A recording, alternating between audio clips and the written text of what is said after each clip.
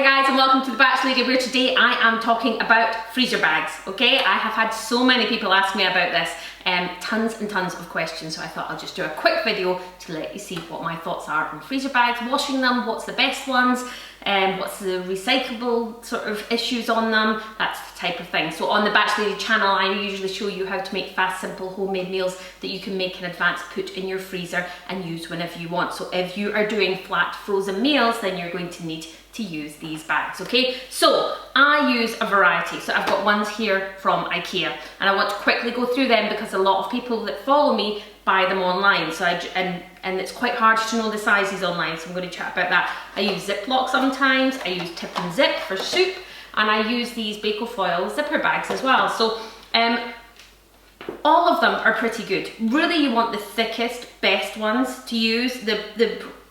Probably the ones that I would choose would be Ziploc in terms of them being the best, but in terms of them being inconvenient to buy, then you have to go to Costco and they're the most expensive. These Bako Foil zipper bags come in good as well, but you can't get them everywhere at the moment, so they're very good as well, but they've got more of the little zipper on the top, which occasionally causes just a few problems. And then Ikea, which are probably not as thick a quality, but they're cheaper. They work really well, they're still thick, and they come in lots of different sizes, and they're slightly easier to get because they're in Ikea. So there is a mixture of all different ones that I use. So if you're going to buy the Ikea ones, okay, they're quite confusing to buy online. The green box is the 6 litre one. It comes in a 6 litre and a 4.5 litre. So there's two different sizes inside, which is pretty good. These are the biggest ones. The 6 litre is huge, okay? And the other one is still pretty big. They're too big for meals, okay? So the green box, this sort of aqua colour box, is too big for meals. I tend to use these randomly if I'm putting like sort of like frozen sandwiches that are already packed and I just want them to stay in one place in the freezer. I use these sort of big ones. Or if we're going on a big family picnic and I'm putting lots of things in them, but not really for meals. The ones you want for meals are generally the ones in the silver and grey box. They've got white ones and grey ones, okay? If you've got a family of between 3 and 6, then these are the ones that you want. If you are making a big meal, you'll use for a family of 4 to 6, then you're going to use the grey one, and that is the 2.5 litre, and the 1.2 litre is the little white one, okay? Now, one of the things that's different from the Ziploc to the Ikea ones is the Ziploc has a bit that you can write on, but what you need to do if you're going to use the Ikea ones is just get a Sharpie pen, okay? You get them from WH Smith's, a Sharpie pen, and before you put the food in it, you write on what it is. And I generally write the title, the date, and what I'm going to serve it with, so that I have nothing that I need to think about. You know, it'll say it's salmon and broccoli bake and serve with couscous on the side, something like that, okay? And write it on before you put the food in. Once you put the food in, for some reason, when the bag heats, it won't allow you to write on it, so you want to do it beforehand. If not, you're gonna have to mess about with sticky labels, okay?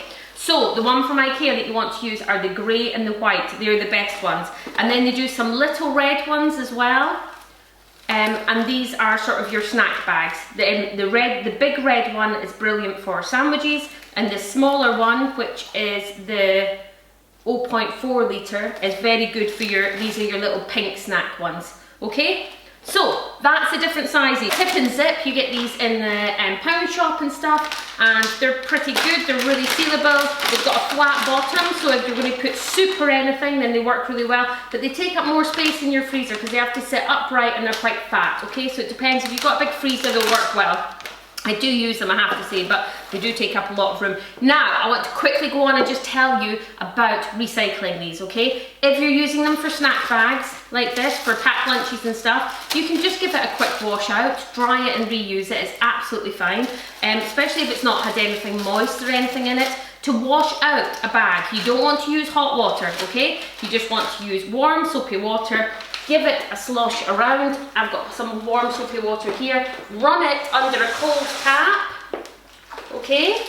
You want no, you don't want any bubbles left in it.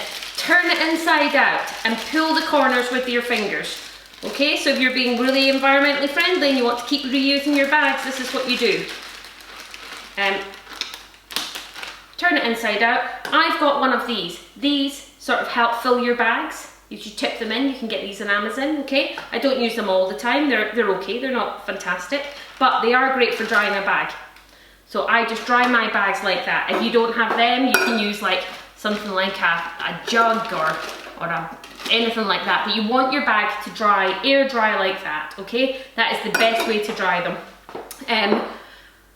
I wash out anything with bread products, anything that's got anything dry in it, I wash it and reuse it. But just to let you know, if you buy, you can only do this with thick freezer bags. The thin ones won't wash, but if you buy the thick freezer bags, then they do wash. Make sure you turn them inside out. Make sure you use cool water and make sure you air dry. All these bags here that I've talked about are BPA free, okay? The Ikea ones are made with 85% of plastic that's actually renewable, so it says that you can put them in your normal recyclable bin and they should recycle. The Ziploc ones, they say that if you take them to the shop, you know where you can recycle your carrier bags, you can put them in there. As long as they're clean and dry, then you can put them in with your carrier bags and they'll be recycled from there. So that is one good way of helping save the environment and not make you feel so bad for using so much plastic. Hope this really helps. Okay, bye!